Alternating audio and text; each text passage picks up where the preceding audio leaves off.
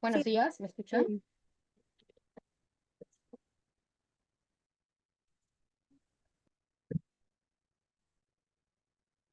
Doctores, buenos días. sí, doctora, buenos días. Sí se ve su pantalla. Buenos días. Buenos días. Doctora, Ya, buen día. perfecto. Vamos a comenzar. Bien. El, el día de hoy vamos a hablar acerca de lo que son procedimientos en lo que es el capítulo de neumología. Bueno, de un curso que está explicando que es la parte de neumología y que aparentemente deben manejar adecuadamente para poder proceder a hacer la actuación correspondiente ahora a neumología. Sí, el audio escucha perfecto, ¿no? No hay ningún tipo de problema, ¿no? ¿Doctores? No, ¿Se le doctora, todo escuchó? se escucha bien. Muy bien, vamos a comenzar. Entonces, con respecto a dentro de las pruebas de imagen, tenemos a disposición para lo que es el diagnóstico de diversas patologías en neurología. Sabemos que la principal, todavía de bastante uso y importancia para nosotros, es la realización de una placa de tórax, ¿no? La placa de tórax es la primera prueba de imagen que realizamos frente a la sospecha de algún tipo de patología pulmonar. Hay otro tipo de pruebas de imágenes, obviamente, que con el tiempo van mejorando lo que es la calidad de imágenes y también ayudándonos en lo que viene a ser el estudio de ciertas patologías mucho más específicamente. Estoy hablando del salto de la tomografía. Muchas veces los hallazgos que podemos tener en una placa de lectoras pueden ser bastante groseros en comparación a las imágenes que tenemos mediante una tomografía. Bien, entonces las tomografías pueden ser realizadas sin contraste, con contraste, dependiendo de lo que busquemos o sospechemos en un paciente. Bueno, igualmente, dentro de las pruebas de imágenes que actualmente están ganando bastante importancia por su rapidez, sencillez y menor recomposición eh, periódica, es la realización de lo que viene a ser eh, la ecografía pulmonar. Bueno, la ecografía es un procedimiento o prueba de imagen que está ganando mucha, en los últimos años, muy buena aceptación por parte de la especialidad porque es una prueba, como voy a repetir, fácil de hacer, ¿no? Operador dependiente y que se puede realizar muchas veces en unidades como eran los cuidados intensivos, en la cual movilizar un paciente para poder hacer una tomografía o otro tipo de prueba de imagen se nos va a complicar. Entonces, la ecografía también es un procedimiento en la que es el diagnóstico de imagen bastante importante para nosotros en el campo de la neumología. También otro tipo de pruebas que se pueden realizar ya para estudios mucho más específicos es lo que viene a ser el PET, que es la tomografía un procedimiento por el cual, por emisión de positrones, se puede llegar a determinar ciertas alteraciones a lo que es a nivel del parénquima pulmonar, ¿no? En conclusión, vamos a hacer la revisión de los tres, bueno, principalmente de los dos grupos principales de pruebas de imagen que tenemos a la mano comúnmente, ¿no? Vamos a comenzar con lo que es la placa de tórax. La placa de tórax, como ustedes saben, tiene que, para poder interpretarse adecuadamente, tenemos que saber cuatro cosas principales, ¿no?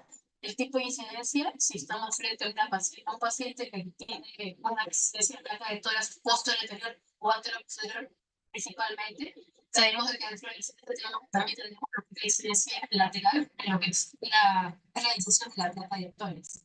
Con respecto a la posición, vamos a determinar si la radiografía ha sido realizada en bipedestación, que es lo común, ¿no? Cuando pedimos una placa de tórax, generalmente el paciente está de pie y se le pide que inspire profundamente para ello.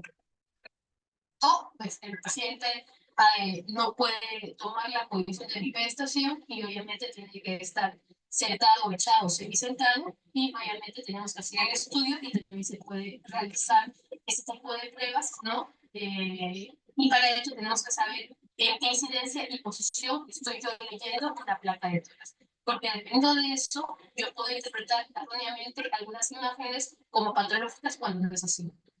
Luego, el grado de inspiración. Nuevamente, la mayoría de pacientes se realiza la prueba en bipedestación y al momento de realizarlas requerimos que el paciente inspire profundamente. para poder tener una adecuada visualización de lo que viene a ser la caja torácica. Y obviamente, dentro de la técnica radiológica, ver o valorar si un paciente la placa está realizada en sobreexposición o infraexposición, lo que comúnmente puede haber escuchado o han leído, ¿no? Si la placa está muy penetrada, poco penetrada, ¿no? O está blanda, muy oscura, ¿no? El término adecuado es sobreexpuesta o infraexpuesta. ¿No? Entonces, son cosas que ustedes ya han visto, ¿no? Solamente son recordaris de lo que ustedes ya han llevado en el curso de lo que es radiografía. Esta vez solamente centrado a lo que es dones. Sabemos que para hablar de una incidencia posterior anterior, hay ciertos parámetros en los cuales tenemos que ver en la placa de tórax para poder determinar si el paciente está en incidencia posterior anterior o anterior posterior, ¿no? Sabemos que si tenemos una incidencia posterior anterior, el paciente se ha realizado la placa de pie, la posición de pie, generalmente. Y si es anterior posterior, generalmente se utiliza en pacientes que están inestables hemodinámicamente o por algún otro motivo no pueden tomar la posición del bipedestación. Entonces, siempre que tengamos una incidencia anterior-posterior, vamos a saber que ese paciente, por algún motivo, no ha podido realizarse la planta de pie y ha tenido que ser en cama, ¿no? Y generalmente colocamos al paciente semisentado. Sabemos de que en esta posición se realizan los estudios de tórax anteriores posteriores. ¿Y cómo diferencio una incidencia posterior anterior de una anterior posterior? Sencillamente, ¿no? Sabemos que en una posterior anterior las sombras claviculares o de las clavículas están dirigidas de forma oblicua. Bien, vamos a ver de que en lo que es el parénquima pulmonar no puede visualizarse lo que es la sombra de la escápula u homóplato. Bien, y generalmente alguna literatura, dependiendo de los libros que ustedes revisen, pueden valorar o ver los espacios intervertebrales en forma de romo o roma. Bien, pero generalmente son los dos primeros, ¿no? Las clavículas que se encuentran de forma oblicua, ubicadas oblicuamente en lo que es la placa de tórax, y obviamente la ausencia de sombras o lo que es la sombra de la escápula o el homóplato dentro del parénquima pulmonar. Bueno. Y como ya hemos mencionado, generalmente este tipo de incidencia se realiza en pacientes de pie, en bipedestación.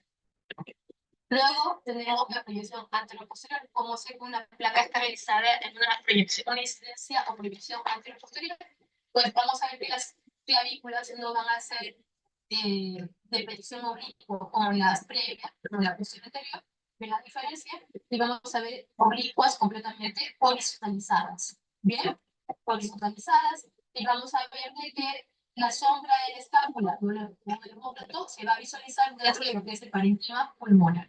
Bueno, también algunos, bueno, dependiendo de la literatura que se utilice, algunos describen que los espacios intervertebrales se ven de forma rectangular. Bueno, pero generalmente esto se ve, la diferencia principal es lo que es la ubicación o localización de las clavículas y la presencia o no de la sombra de la escápula o el omóplato dentro del parénquima pulmonar. En la incidencia anterior-posterior, clavículas horizontalizadas con evidencia de la sombra escapular o del omóplato dentro del parénquima pulmonar. Bueno, cuando vemos una incidencia anterior-posterior, yo sé que un paciente no ha estado de pie, se ha hecho un paciente semisentado, probablemente sea la causa que haya obligado que mi paciente haya requerido estar en esta posición. Vamos a ver de qué la incidencia anterior-posterior se realiza en paciente semisentado.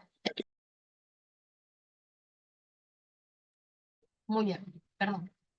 En ocasiones, cuando tenemos una incidencia anterior-posterior, podemos visualizar o ver un ensanchamiento o una silueta cardíaca un poco más amplia de lo que se ve en una incidencia posterior anterior. Y yo falsamente puedo interpretar como cardiovascular. Por eso insisto, es muy importante saber en qué incidencia o proyección estoy yo realizando la placa de tórax cuando estoy yo interpretando o leyendo. Bueno, muchas veces también en incidencias o proyecciones anterior-posteriores pueden visualizarse o pueden verse un acentuamiento de lo que es la trama basal, ¿no? Y falsamente poder interpretarla como infiltrados, ¿no? Sepamos que esos pueden ser hallazgos o cambios que se pueden ver normalmente en una placa de toras en incidencia anterior-posterior y no necesariamente que el paciente tenga algún tipo de patología. Bien, obviamente que no solamente yo diagnostico de alteraciones o enfermedades pulmonares con una placa, con una prueba de imagen, tengo que hacer correlación clínica, lo que es el examen físico, historia clínica y obviamente acompañar las pruebas de imagen. ¿Listo?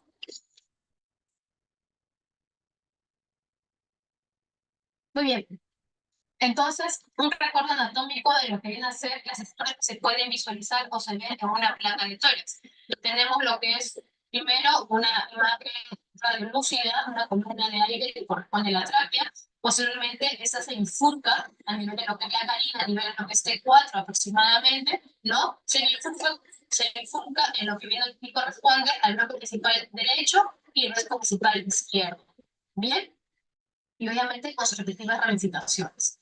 Luego tenemos la presencia de lo que es la sombra escapular o del omóplato. Tenemos lo que es la presencia de las clavículas, como ustedes pueden visualizar. Bueno, luego tenemos, en algunos pacientes se puede llegar a observar lo que es el callado de la, perdón, lo que es el callado de la vena ácigos, que corresponde al número 7. Por encima de esto tenemos lo que es el manubrio external, que es donde confluye o donde se va a articular la cara interna de la clavícula al esternón. Bueno, posteriormente tenemos en la parte del número 8 lo que es el botón aórtico. En algunos pacientes, dependiendo de la patología que tengan o la edad que tengan, este botón aórtico puede ser un poco más prominente, ¿bien? O más grande, ¿listo? En algunos pacientes se puede visualizar lo que es a continuación, lo que correspondería a lo que es la arteria pulmonar, ¿no? Generalmente no se llega a visualizar, pero se sabe que por debajo del botón aórtico, en ocasiones, en algunos pacientes, y dependiendo de las enfermedades que puedan presentar, se puede visualizar lo que es la arteria pulmonar, ¿no? Lo que es la rama izquierda de la arteria pulmonar, ¿bien? Por debajo del botón aórtico. Luego, es algo que, otra estructura que es un poco más visible, es lo que correspondería a la orejuela de la aurícula izquierda, lo que corresponde al número 10. Bien, posteriormente vamos a visualizar lo que corresponde al número 11, a lo que es la silueta o curva correspondiente al ventrículo izquierdo. Bien, en el caso del lado derecho se visualiza el borde de la aurícula derecha. ¿Listo? Eh, Luego, es muy importante reconocer las estructuras o lo que es los hemidiafragmas, ¿no? Ver si son continuos, ver si tienen algún tipo de alteración, están elevados, elevados, ¿bien? Y con respecto a los senos postodiafragmáticos y frénicos, que corresponden al número 14, son bastante importantes, sobre todo en pacientes que presentan patología de estructuras como es la pleura, ¿no? Obviamente, en un paciente con efusión pleural voy a ver obturación de esta estructura. ¿Listo? Nuevamente, recordar más, tenemos las proyecciones anteroposteriores o posteriores. Hemos visto las estructuras anatómicas que yo debo reconocer o debo saber dónde están ubicados para poder hacer una adecuada lectura. ¿Listo? También me dispongo de proyecciones laterales, ¿no? Que serán indicadas en ciertas patologías.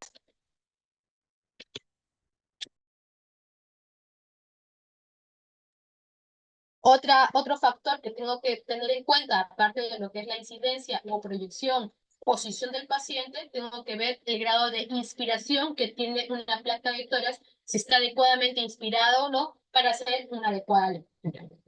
Generalmente, si yo tengo un paciente con una radiografía expirada, bien, lo que yo puedo visualizar o puedo ver, que el mediastino puede ensancharse o verse un poco más ancho, me puede parecer de que el corazón está un poco más grande, entonces yo al momento de describir en una placa poco aspirada, no puedo decir a ciencia cierta si el paciente, por ejemplo, presenta una cardiomegalia, ¿no? Porque probablemente esos cambios que yo veo en la placa de tórax sea debido a la falta de inspiración que tuvo el paciente al momento de realizar la placa o radiografía de tórax. Bien, entonces yo para hablar de lo que es una adecuada inspiración tengo que contabilizar lo que son arcos postales. Bien, que pueden ser anteriores o posteriores.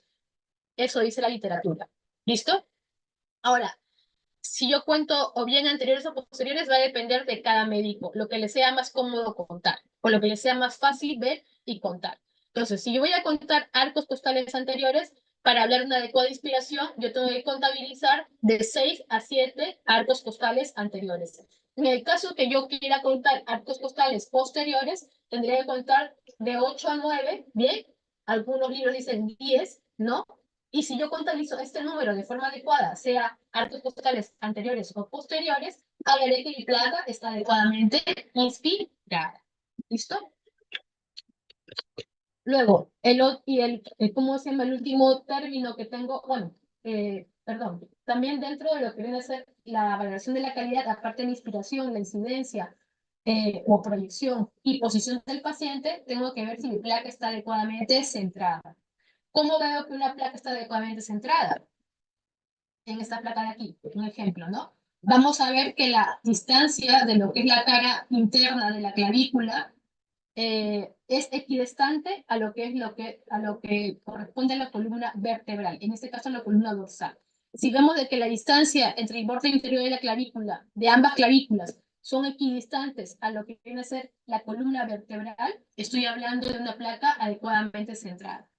Si no se cumple esta indicación o veo que este espacio, este distanciamiento no es equidistante, hablaremos de una placa completamente rotada, como vemos en el ejemplo de abajo, ¿no? Es una placa no centrada o rotada.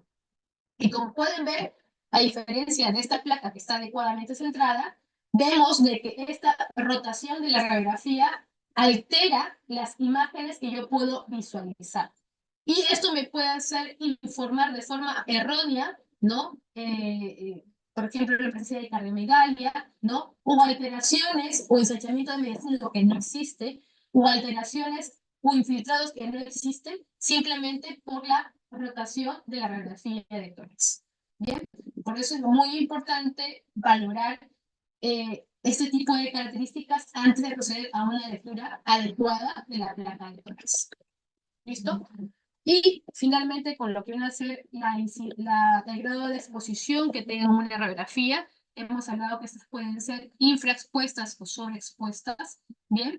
Lo que comúnmente llaman de penetradas o poco penetradas, ¿no? Una radiografía infraexpuesta, poco penetrada, o con baja exposición a la radiografía de tórax, también llamada radiografía blanda, y la que tenemos aquí en la diapositiva, ¿no? Observamos, ¿no?, que no se pueden visualizar adecuadamente las estructuras. Inclusive, da la impresión que hay un reforzamiento a nivel del ilio pulmonar, ¿no? Y que puede hacernos pensar que este paciente probablemente esté usando un cuadro congestivo, ¿no? O sea, un paciente con cierto ensanchamiento del mediastino, ¿no? Y finalmente no será así, ¿no? Simplemente porque el grado de exposición a rayos de este paciente ha sido inadecuado, no ha sido la óptima. Y eso me puede hacer creer erróneamente ciertas alteraciones en la placa que no existen. O mi placa puede estar completamente sobreexpuesta, ¿no? En este caso vemos de que vemos que la estructura de lo que es la columna se ve muy claramente por detrás de la silueta cardíaca, ¿no? A esta placa hablamos que es una placa sobreexpuesta, penetrada, ¿no? O una placa dura, es otro tipo de los términos que se utilizan, ¿no? Y obviamente ya no vamos a ver, a diferencia de esta radiografía, ¿no? Esta magnificación de las estructuras anatómicas que me pueden hacer pensar en algún tipo de patología, ya no la vamos a ver aquí. Vamos a ver que aparentemente puede ser una placa normal y lo que pasa es que es una placa que está sobreexpuesta. Es por eso que a veces la sobreexposición me puede pasar por alto alteraciones a nivel de lo que son las estructuras de lo que es el tórax. Por eso es muy importante, ¿no? Valorar o ver si mi placa está infraexpuesta o sobreexpuesta, porque de eso va a depender mi lectura, ¿no? Mi adecuada lectura. ¿Muy bien? Entonces, para yo poder leer o hacer un adecuado análisis de lo que es una radiografía de tórax, eso va a depender de cada persona, de la habilidad que tenga cada persona o lo que le sea más fácil. pero siempre recomiendan utilizar un método sistemático. O bien yo puedo comenzar a tener la lectura de la radiografía de tórax de afuera hacia adentro o de adentro hacia afuera. Para la que sea, lo que sea más fácil, pero obviamente siempre tener una lectura sistematizada, porque de esta manera voy a evitar pasar por alto alteraciones, ¿no? Si es que no sigo un orden adecuado. Bueno, entonces, como le vuelvo a repetir, uno puede tener una lectura de fuera hacia adentro o de adentro hacia afuera. Lo que ustedes deseen, pero obviamente siempre siguiendo un orden, ¿no? Generalmente, si voy a hacer una lectura de afuera hacia adentro, lo que voy a hacer primero es valorar lo que son estructuras óseas, tejidos blandos, porque es que yo puedo tener patología a este nivel, a nivel de lo que es la pared torácica, ¿no? Y pasarlo por alto si es que no tengo un sistema de lectura sistematizado, ¿no? Posteriormente, una vez visto la parte del análisis de las estructuras blandas y óseas, ¿no? Por fuera, paso a valorar lo que viene a ser estructuras mediastínicas, ¿no? Ver la posición de la tráquea, ¿no? Ver si el mediastino está ensanchado o no. Hacer una lectura primero de fuera, comienzo hacia adentro, ¿no? Veo estructuras mediastínicas de arriba hacia abajo para no pasar ningún tipo de alteración. Bien, en esta lectura veré pues el tamaño cardíaco, si hay algún tipo de agrandamiento o crecimiento estructuras vasculares como es el botón aórtico, la pulmonar, etcétera. Bueno, una vez que ya valoré mi parte del mediastino de arriba hacia abajo, ¿no? Procedo a valorar los ángulos costo-diafragmáticos, ¿no? Ver si están libres o obturados. ¿Listo? Y obviamente, posteriormente y por último, puedo valorar lo que es el parénquima pulmonar. Valorar si hay algún tipo de alteración a nivel del parénquima, como es la presencia de neumonías, tumores, masas, etcétera, que puedan estar comprometiendo mi placa de tórax. Por eso, nuevamente, el estudio sistematizado en orden es algo que me ayuda a no pasar por alto ningún tipo de alteración.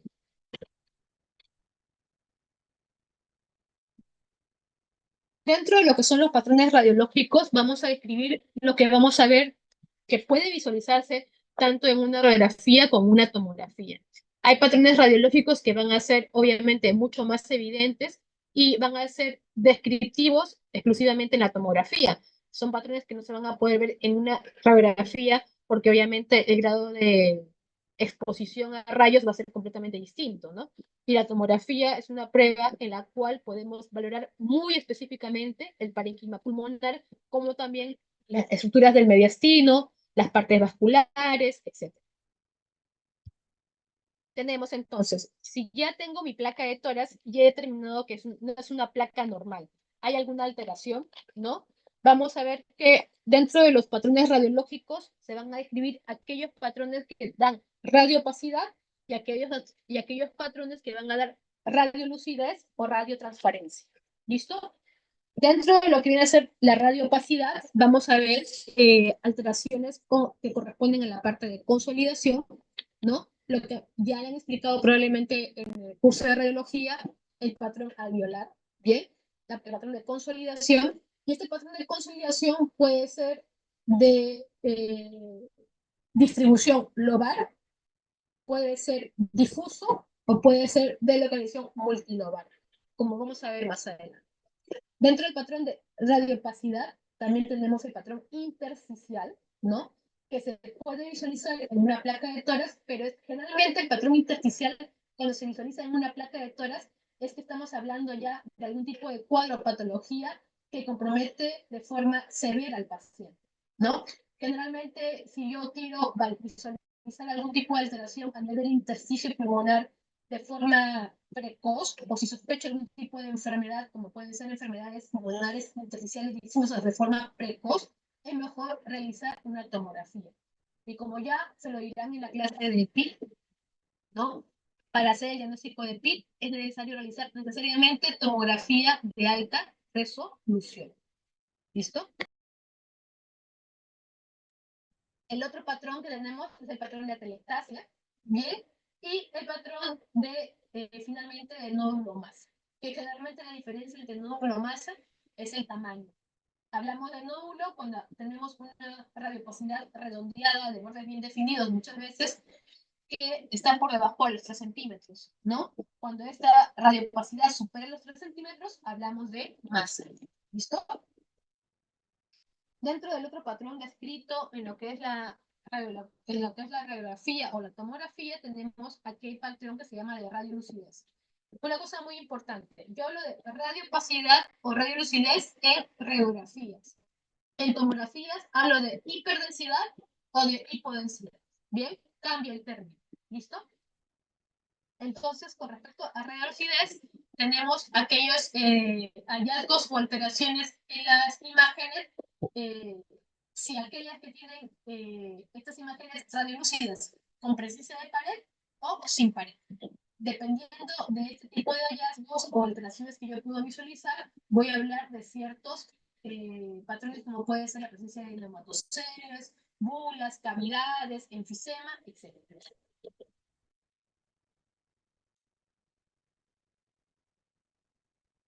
Entonces, dentro de lo que es el patrón de consolidación, ¿no? Vamos a ver de que generalmente es una imagen en la placa de tórax que vamos a visualizar como una imagen radiopaca, de bordes muy mal definidos, a menos de que esta consolidación tenga,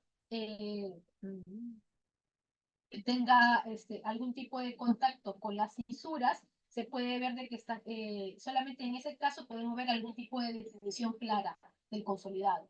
Pero si no es el caso, generalmente los consolidados o los patrones alveolares van a ser patrones radiológicos con bordes mal definidos.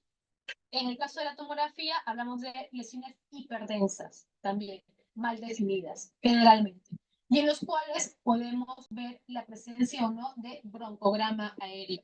¿Qué es el broncograma aéreo? Solamente como yo tengo que mi bronquio es una estructura llena de aire, es una estructura radiolúcida, lo voy a ver adecuadamente dibujado porque alrededor de esta estructura obviamente hay algún tipo de ocupación a nivel de lo que es el espacio alveolar. Está consolidando.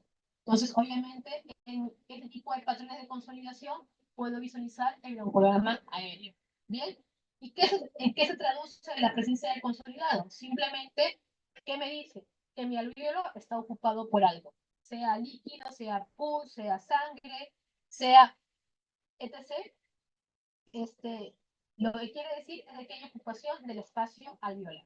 Nada más. ¿Bien? Y obviamente ya hemos visto de que, como vamos a ver más adelante, la consolidación, ¿no? Puede comprometer un solo lóbulo, múltiples lóbulos o un compromiso difuso, inclusive de ambos campos pulmonares. ¿Listo? Entonces, dentro de lo que viene a ser la localización, aquí tengo en esta radiografía, que es una radiografía posterior anterior, veo que tengo un paciente con una radiopacidad, como ustedes pueden ver, de bordes,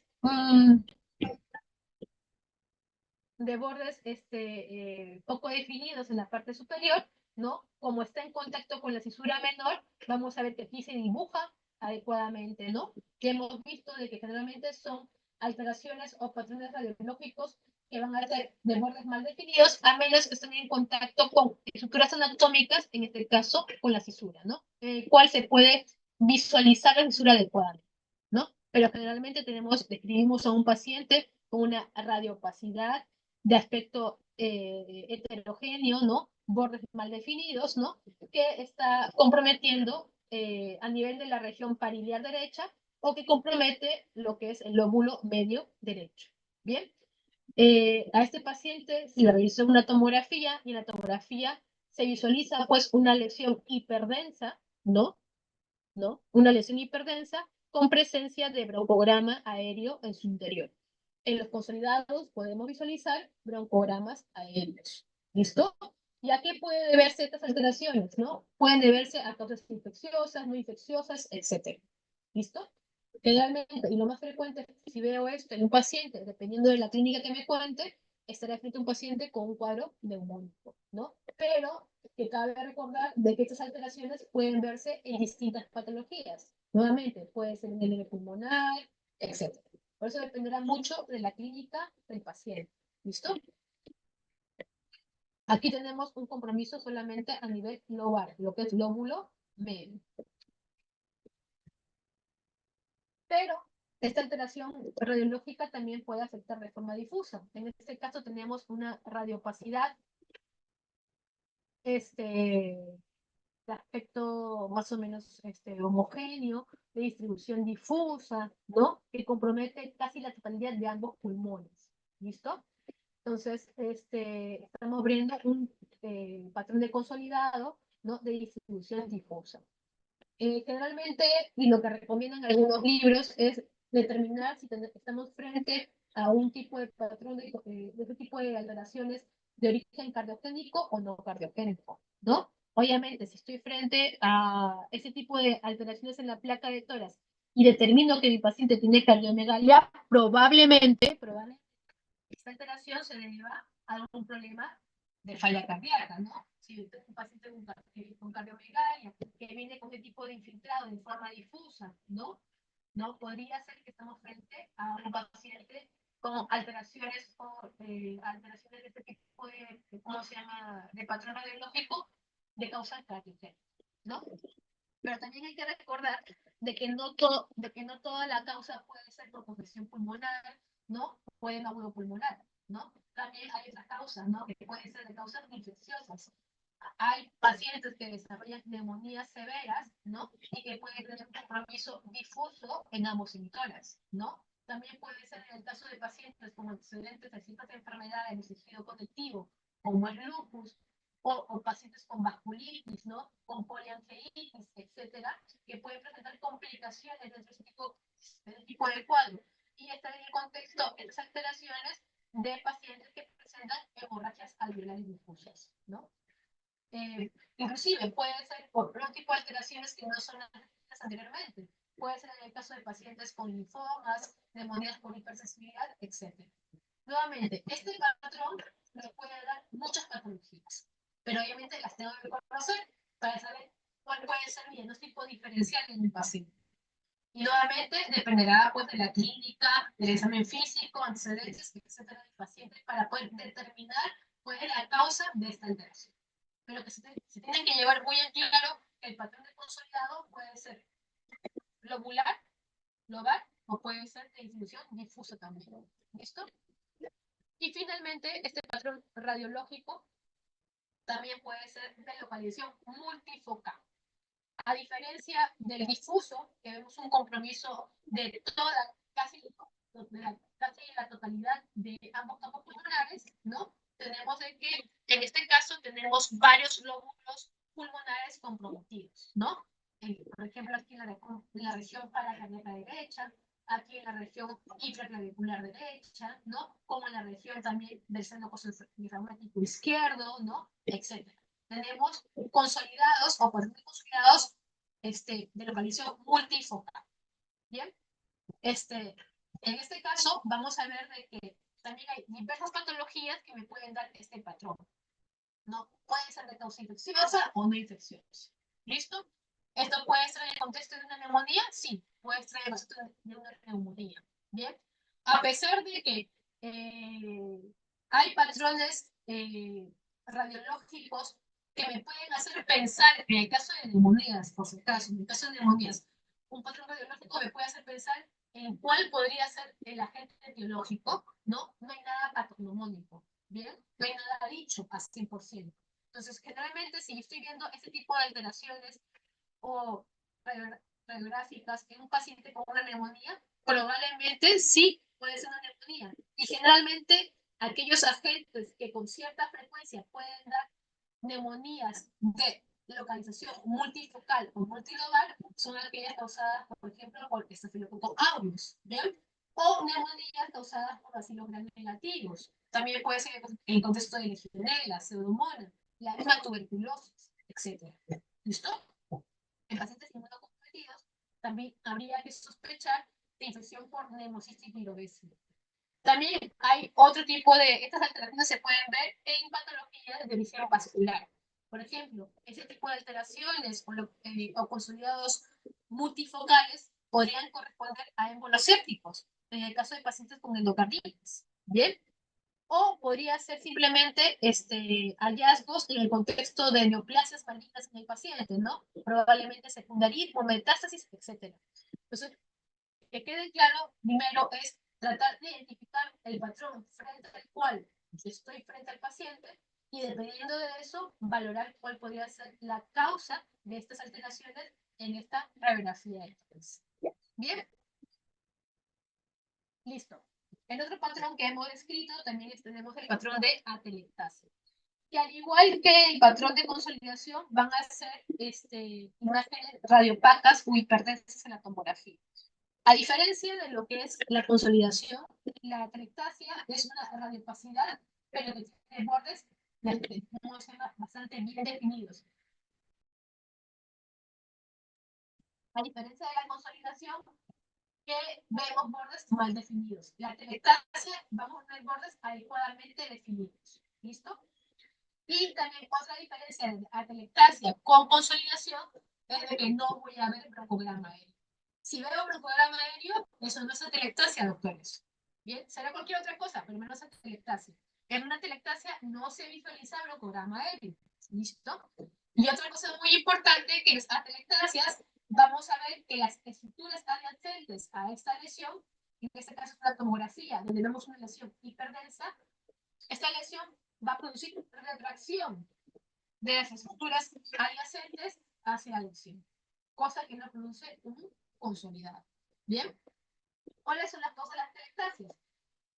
Tenemos de causa obstructiva, que pueden deberse a tapones mucosos, a sangrado importante en un paciente, puede deberse a cuerpo extraño, tumores endobronquiales, etcétera, ¿no?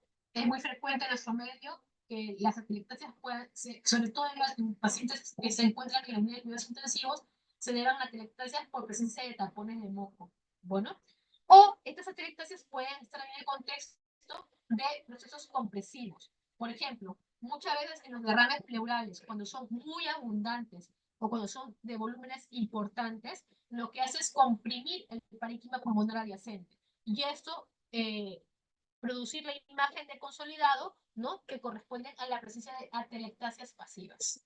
¿Listo? Dentro de los patrones intersticiales, ¿no? El patrón intersticial nuevamente se puede visualizar en una radiografía de tórax, pero obviamente es mucho más evidente y estudiado en las tomografías. ¿Listo?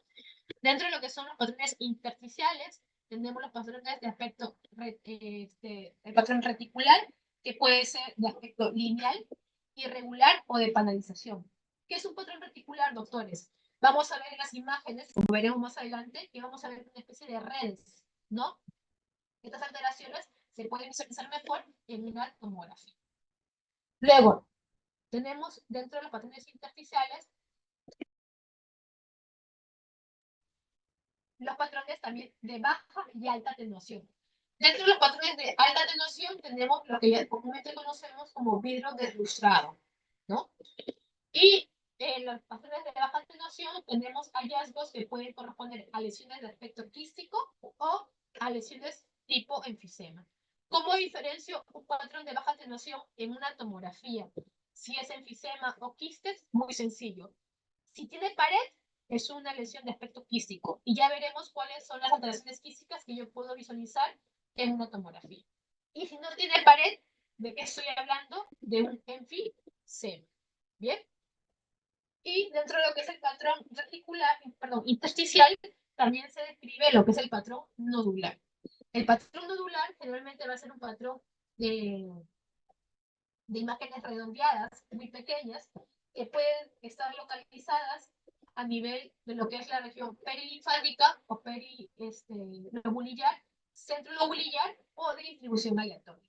Dependiendo de la localización, los hallazgos, etcétera, yo puedo pensar en qué patología estoy frente a mi paciente, ¿no? Si es de causa infecciosa, si es neoplásica, si es de causa vascular, etcétera. Nuevamente un recordatorio de lo que viene a ser la anatomía del lobulillo pulmonar secundario, que es lo que yo voy a visualizar o tratar de visualizar en una tomografía, ¿no? Obviamente yo en una placa de tórax no voy a ver estas estructuras, ¿no? Y supongo que han sido explicadas en su momento en el curso de radiología. Solamente para recordar, tenemos que... Un momento, por favor.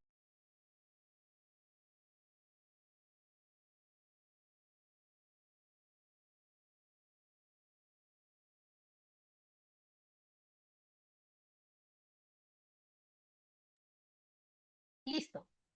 Tenemos al lobulillo pulmonar secundario. El lóbulo pulmonar secundario es la estructura anatómica y funcional que vamos a poder visualizar en algunas ocasiones en lo que es la tomografía.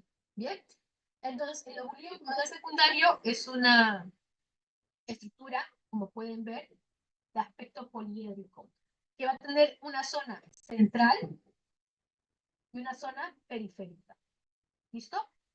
En la zona central vamos a ver las estructuras que corresponden a lo que es la arteria y el bronquio. A esta parte central se le va a llamar, ¿cómo se llama? Espacio centro lobular. ¿Listo? Y tenemos la parte periférica.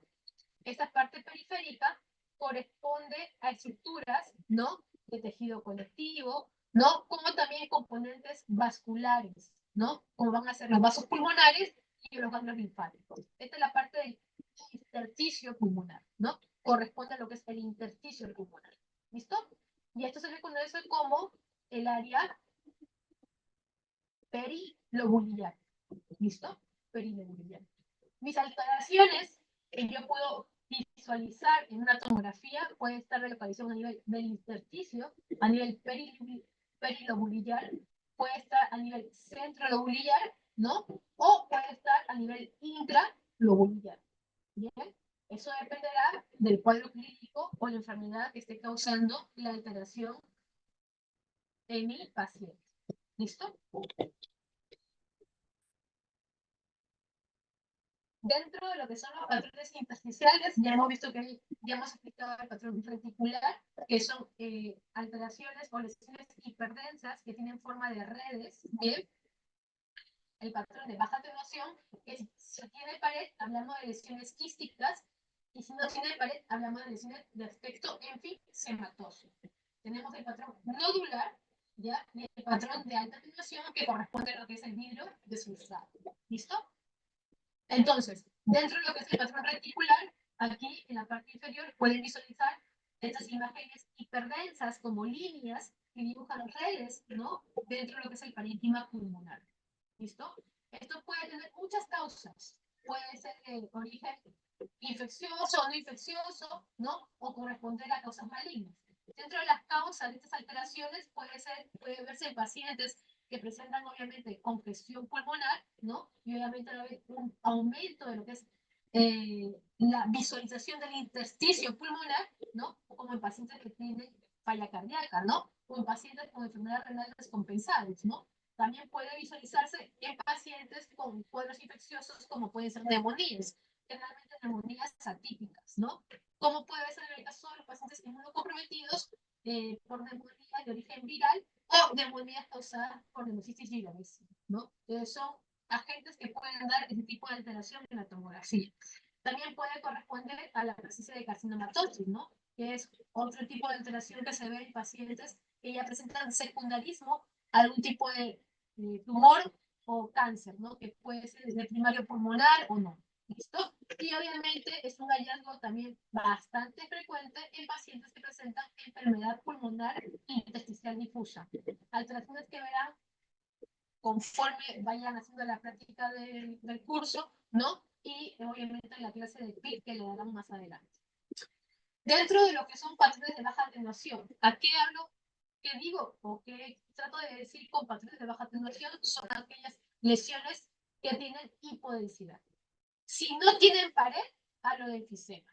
Y si tienen pared, hablo de lesiones de aspecto quístico. ¿Listo? Dentro de lo que en esta imagen en la parte inferior, si ustedes pueden visualizar aquí en las flechas amarillas, vamos a ver lesiones o áreas de mayor hipodensidad. Recuerden que la tomografía se habla de hipodensidad, ¿no? Que están ahí intercaladas dentro de lo que es el parénquima pulmonar. Estas lesiones de hipodensidad vemos que no se evidencia la presencia de pared, ¿no? Entonces estamos frente a la presencia de un cómo se llaman hallazgos correspondientes a lo que es enfisema. Bien, enfisema. Con respecto al patrón nodular, ya hemos visto de que es un patrón redondeado, bastante pequeño, bien, que puede comprometer parte o la totalidad de los del parénquima pulmonar. ¿Listo?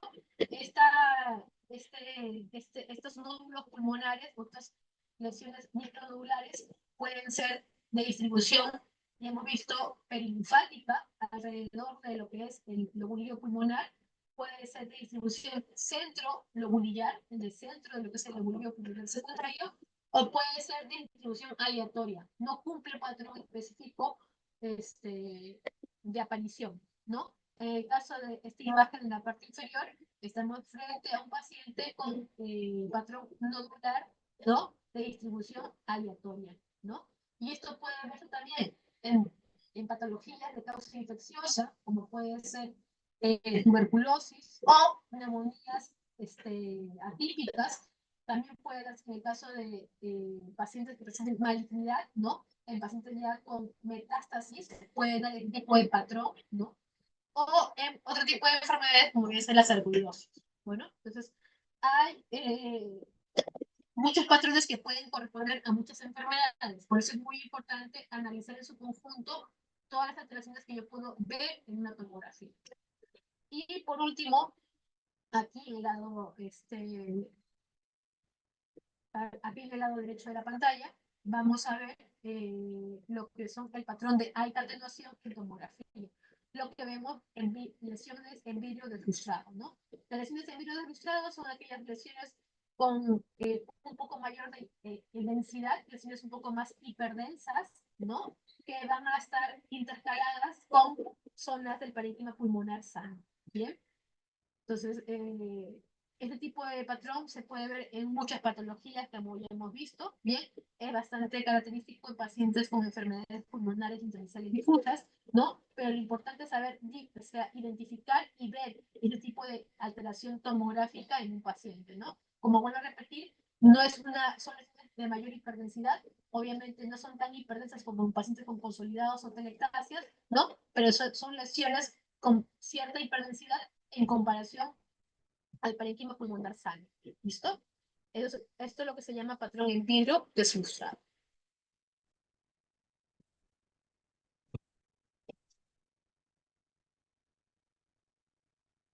Muy bien. Entonces, hemos hablado del patrón intersticial. Este es un ejemplo. Ya hemos visto que el patrón intersticial puede también visualizarse en una placa, mucho mejor en una tomografía, pero también puede ser en una radiografía de tórax. Ya hemos comentado de que la visualización de un patrón intersticial en una placa habla de un compromiso ya bastante importante, severo, para ser visualizada en una radiografía. Aquí tenemos un patrón intersticial de aspecto reticular, ¿no? Ven cómo se forma como redes en las imágenes, de distribución difusa en ambos hemitórax, a predominio de lóbulos inferiores. También impresiona en esta radiografía la presencia de cardiomegalia. Esa radiografía corresponde a un paciente con falla cardíaca, ¿no? Estamos frente a un paciente con hallazgos radiológicos sugestivos de compresión pulmonar. ¿Listo?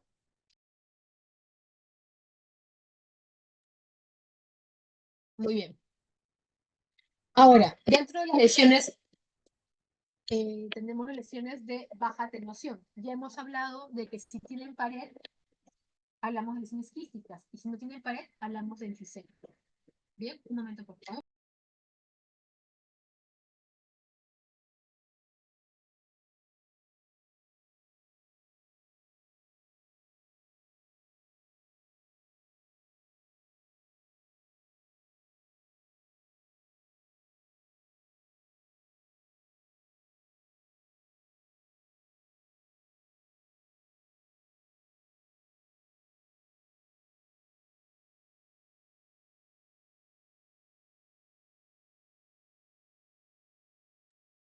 Muy bien, tenemos los patrones de baja atenuación, en los cuales, si tienen pared, estamos frente a lesiones de aspecto quístico. Dependiendo del tamaño, grosor de la pared, etcétera, vamos a estar frente a lesiones de aspecto quístico que pueden ser burlas, pueden ser lesiones cavitarias, pueden ser quistes en sí, ¿no? O pueden ser neumococele. Bien, hablamos de bulas, como ustedes pueden ver en las imágenes, arriba en una placa y abajo en una tomografía, donde vemos lesiones hipodensas. Bien, si estamos hablando de tomografía, decimos lesiones hipodensas. Si hablamos de una radiografía de tórax, hablamos de lesiones radiolúcidas o radiotransparentes. Bien, aquí abajo tenemos una tomografía de corte axial, ventana parenquimal, donde vemos una lesión hipodensa, bien, ¿no? Como ustedes pueden ver, de gran tamaño. Generalmente las bulas son lesiones que están por encima del centímetro de diámetro, ¿bien? Y pueden llegar a tener grandes tamaños, ¿bien? Que muchas veces se pueden hacer pensar o hacer o confundirse con supuestos pneumotoras o pseudonemotoras, ¿bien? Por eso es muy importante valorar bien las imágenes antes de plantear algún tipo de diagnóstico, ¿bien? En este caso, obviamente, también depende de la clínica del paciente. Tenemos una lesión hipodensa de contenido aéreo con pared, ¿no? Como ustedes pueden ver en las imágenes, una pared muy delgada. Generalmente el pared o el grosor de la pared y las bulas está por debajo de 1 milímetro. Bien, a diferencia de la cavidad, ¿no? Que también es otra lesión, o bien radiolúcida o radiotransparente, o con hipodensidad, ¿no? Lo que se puede ver mucho mejor aquí en la tomografía, en la parte inferior, con paredes mucho más gruesas en comparación a la bula, ¿bien? Generalmente la cavidad o lesión cavitaria es una lesión radiolúcida, transparente, si estoy hablando de placa de tórax, o una lesión hipodensa, que generalmente tiene contenido en su interior, ¿no? Pero aquí en esta tomografía vemos esta lesión del aspecto cavitario, ¿no? Con contenido en su interior. ¿Bien? Generalmente se ve esto en las lesiones cavitarias, generalmente. No siempre, pero generalmente sí. ¿Bien? Entonces, y la pared de esta lesión de baja atenuación, también es una lesión con contenido aéreo, ¿no? Pero que sus paredes son mucho más gruesas en comparación a una mula. Bien, generalmente el diámetro o el grosor de la pared de una lesión cavitaria está por encima o por arriba de los 3 milímetros. ¿Listo? Los quistes son lesiones, ¿no? Los quistes en sí son lesiones mucho más pequeñas, ¿bien? No llegan a tener el tamaño que tienen las mulas, ¿bien? Que llegan a tener tamaños mucho más considerables, ¿no? Y generalmente son lesiones de espacio aéreo redondeadas, como vemos en la tomografía, ¿ya? Que tienen pared, como pueden ver. En este caso, el quiste tiene también pared, ¿no? Un poco más ancho que la bula, ¿no? Pero obviamente son de tamaño mucho más pequeños. Bien, y dependiendo de su distribución y la cantidad de lesiones que haya, yo puedo pensar en una u otra patología. ¿Listo? Y finalmente, el neumatocele es otra alteración o patrón de baja atenuación que puede verse, ¿no? En algunos pacientes pueden confundirse o pueden ser similares a una bula. La única diferencia es de que tenemos que ver el contexto en el que vemos dicha alteración tomográfica o radiológica. Generalmente vemos neumatoceles, ¿no? En población pediátrica, generalmente, ¿no? Y generalmente en aquellos pacientes que han tenido infecciones, ¿no? O neumonías, ¿no? Principalmente neumonías causadas por Staphylococcus aureus, ¿no? Entonces, es bastante común ver estas alteraciones en edad pediátrica, ¿no? En niños, ¿no? Pero vemos que es una estructura similar a la ULA, por eso que para hablar de neumatoceles tenemos que tener el contexto en el cual se dio la aparición o el desarrollo de esta lesión. ¿Listo? Y ya hemos visto las lesiones o patrones de baja atenuación con pared, que son las lesiones quísticas, bulas, lesión cavitaria y neumatoceles, y tenemos las lesiones de baja atenuación sin pared, que es el enfisema. Como pueden visualizar en la tomografía, vemos áreas hipodensas dentro de lo que es el parénquima pulmonar, áreas hipodensas, ¿no? Hipodensas, ¿no?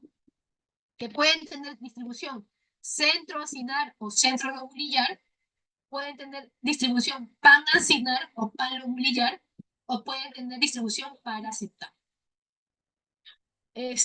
Aquellos pacientes que presentan enfisemas centroacinares o centrolobulillares, generalmente, si se presentan principalmente en lóbulos superiores, es frecuente verlo en pacientes EPOX, y sobre todo con antecedentes de consumo de tabaco. Si vemos una distribución pan-acinar o pan-lobulillar, bien, y de localización preferente en lóbulos inferiores, es frecuente en pacientes con una enfermedad llamada déficit de alfa-1 antitrisina. Y nuevamente también tenemos la distribución paraseptal, ¿no? Vemos que las alteraciones a este nivel, este tipo de enfisema, es de distribución periférica, subpleural. ¿Listo? Entonces, dependiendo mucho de las características del tipo de enfisema que puede haber en la tomografía de un paciente, como de su localización, puedo pensar en una u otra patología. ¿Listo? Ahora, eso no quiere decir que solamente el paciente presente un solo hallazgo tomográfico o un solo hallazgo radiológico, por si acaso, ¿no? Un paciente puede tener un conjunto de presentaciones, ¿no? Un conjunto de hallazgos, ¿no? Y, ¿cómo se llama? Y eso no quitar el diagnóstico presuntivo en el paciente. ¿Bien? Y dentro, hemos visto cerca de los patrones que vemos alterados en una radiografía, en una tomografía, ¿no? A nivel de lo que es el parénquima pulmonar. Obviamente hay muchos, doctores, ¿bien? Este es un pequeño resumen. Se supone que ustedes ya en el curso de radiología han visto con mayor detalle todas las alteraciones que pueden verse en el parénquima pulmonar, como también en la pleura. Ahora vamos a ver una descripción de lo que vienen a ser las alteraciones radiográficas y lo que es pleura. Principalmente en lo que es pleura, doctores, vamos a ver dos tipos de alteraciones importantes, ¿no? Cuando yo la pleura no debo visualizarla normalmente en una placa o tomografía, ¿bien? Solamente se puede llegar a visualizar el espacio pleural, mejor dicho, cuando hay un tipo de alteración o el espacio pleural está ocupado por algo, ¿no? Sea aire o sea líquido. Si estamos hablando de una ocupación del espacio pleural por líquido, hablaremos de derrame pleural. Y si estamos hablando de ocupación del espacio pleural por aire, hablaremos de neumotórax. ¿Listo? Entonces, ¿cómo vamos a ver cómo se ve un neumotórax? Un momento. Un momento. Aquí, doctores. Tenemos una radiografía posterior, ¿bien? En donde, en este caso, si se puede ver, tenemos una radiolucidez o radiotransparencia, ¿no? Que abarca todo el hemisferio derecho, ¿no? Ahí se ve un neumotórax en una placa de tórax. Vemos una lesión radiolúcida, radiotransparente, que dependiendo del volumen o tamaño puede ser completa, puede ser total o puede ser parcial. En este caso vemos de que este neumotórax, bien, es una presentación total, bien, porque produce compresión, ¿no? O produce la opresión de lo que es el parénquima pulmonar sano, ¿no? Aquí en esta zona vemos el muñón correspondiente al pulmón derecho, ¿bien? Estos doctores, y en el caso que un paciente con ese neumotórax esté presentando, es más que obvio, descompensación hemodinámica o falla respiratoria, estaremos frente a un neumotórax a tensión, ¿bien? Pero esta es la imagen que se ve en pacientes con neumotórax. ¿Listo? Y ya hemos hablado que los neumotórax, hay muchas clasificaciones, podemos hablar de neumotórax pequeños, grandes, etc. Eso ya lo veremos en la clase de enfermedad de pleura. Pero hay una clasificación correspondiente a la Sociedad Española, que es CEPAR, donde hablamos de neumotórax según las imágenes radiográficas o tomográficas de neumotórax parciales, completos y totales. ¿Listo? El otro patrón que se ve a nivel de lo que es la cavidad pleural, ¿no? Si no es radiotransparencia, si no es radiolucidez, si no es hipodensidad, hablamos de lesiones que con radiopacidad o hiperdensas. En ese caso, si estoy viendo ese tipo de alteración en el parénquima, perdón, en el espacio pleural, estaré frente a un paciente con sospecha de efusión o derrame pleural. ¿Listo? Vamos a ver mejor en imágenes. En este caso, tenemos perdón, mejor en este caso. Aquí tenemos un paciente con una radiopacidad, como ustedes pueden ver, de aspecto homogéneo. Bien, en este caso, vamos a ver que el seno costodiafragmático derecho está obturado o obstruido. Eso quiere decir que hay ocupación del espacio pleural, ¿no? Y esto puede corresponder tranquilamente a un derrame pleural. ¿Listo? ¿Y por qué yo estoy segura que puede ser derrame pleural? Porque ustedes están viendo que las estructuras, como es el corazón, el botón aórtico, la tráquea, están siendo desplazadas hacia el lado izquierdo. Eso quiere decir que el contenido o el volumen de líquido pleural en este paciente es bastante importante, por eso produce el desplazamiento, ¿no?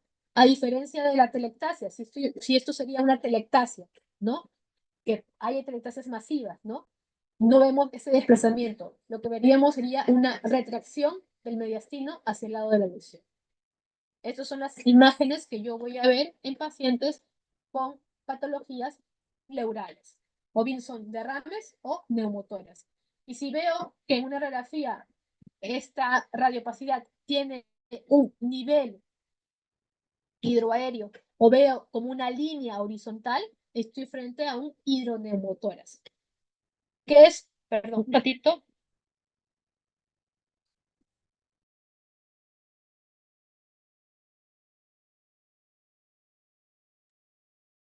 ¿Qué es un hidroneumotoras, doctores? Es la presencia de líquido y aire en la cavidad pleural y va a dar esa imagen horizontalizada en el espacio pleural. ¿Listo? Otra de las, como ya hemos mencionado, otro tipo de los procedimientos de imágenes que realizamos con mucha frecuencia en el campo de la neumología y actualmente que está ganando bastante adeptos, es la realización de la ecografía pulmonar o ecografía torácica. Bien, solamente les voy a dar rasgos acerca de lo que es la ecografía. Bien, dentro de lo que es la ecografía torácica, utilizamos dos tipos de transductores. El primero, traductores, como se llama, lineales, como pueden ver aquí, y traductores convexos. Ambos pueden ser utilizados. ¿Listo?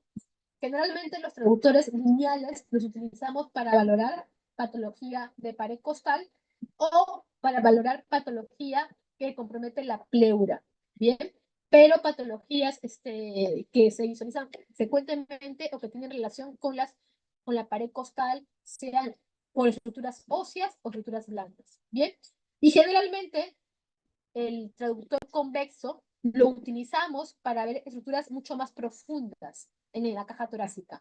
Generalmente lo utilizamos para el estudio de derrames pleurales, entre otras cosas. Bien, dentro de lo que son los traductores, estos traductores pueden emitir sondas de alta frecuencia o de baja frecuencia. Bien, hay que tener en cuenta algo muy importante. Las ondas de alta frecuencia me dan buenas imágenes, pero tienen poca profundidad, no llegan tan lejos. En cambio, las ondas con baja frecuencia llegan más a estructuras mucho más profundas, pero tienen muy baja resolución en comparación a las primeras. Bien, entonces generalmente las ondas de alta frecuencia, que pueden ser sondas o traductores lineales, lo utilizamos para ver estructuras anatómicas superficiales, alteraciones en la caja torácica, ¿no? O lesiones que estén cercanas a la caja torácica que pueden ser tributarias de estudio. ¿Listo? Mediante ecografía. Y dentro de los modos que utilizamos en lo que es la ecografía torácica tenemos dos, el modo B y el modo M. Bien, generalmente el modo B se va a utilizar para evaluar lo que es parénquima pulmonar, efusión pleural o derrame pleural, ¿no? Y en algunos pacientes en los cuales yo sospecho patología diafragmática, también lo puedo utilizar. Y el modo M es un tipo de modo que yo programo en mi ecógrafo para analizar un punto fijo, sea de la pared o del parénquima, que quiera yo observar, generalmente de la pared costal, ¿no? En un tiempo determinado. Entonces, Cada alteración o estructura o hallazgo o artefacto me puede hacer pensar o valorar cierta patología o enfermedad en mi paciente. ¿Listo? Y la ventaja de la ecografía torácica es que es más barato, obviamente, que realizar una tomografía.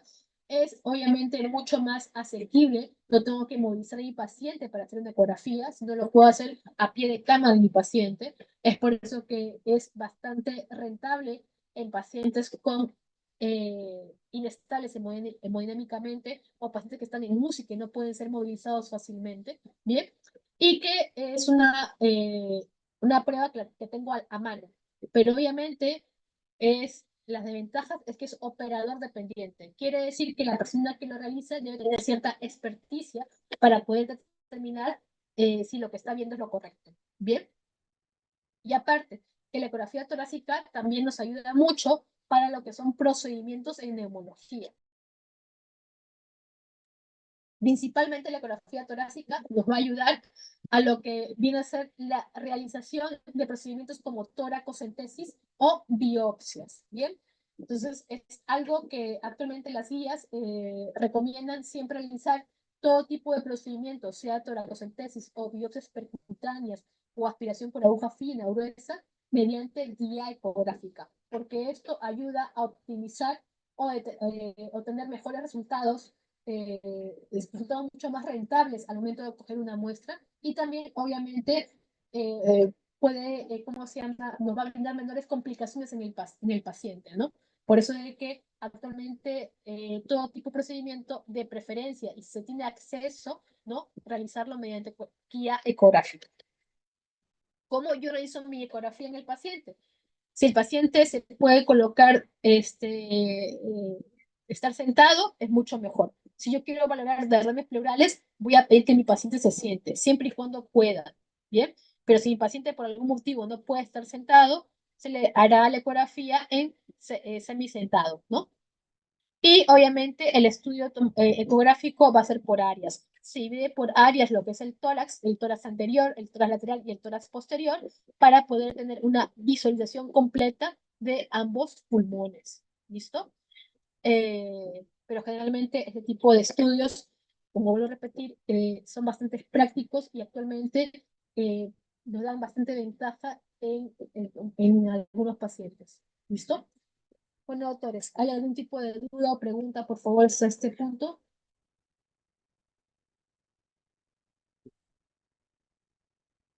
¿No hay ningún tipo de duda o pregunta, doctores? No, doctora. Ya, perfecto. Si no hay preguntas, doy por culminado